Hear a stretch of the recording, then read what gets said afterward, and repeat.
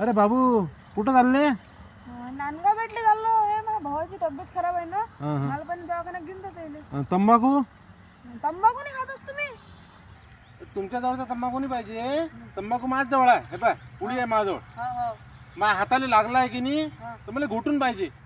घुटून पाहिजे. हा माझ्याजवळची तर पुडी घे ना. हे द्या द्या. अप्पा सांगा ना मग किती सुना लावतं. रडू नका अप्पा, रडू नका.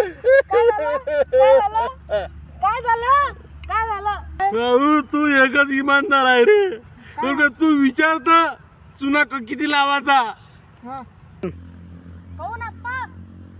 अरे आतापर्यंत लय लोकांनी मला चुना लावला, पण एकाने नाही विचारलं.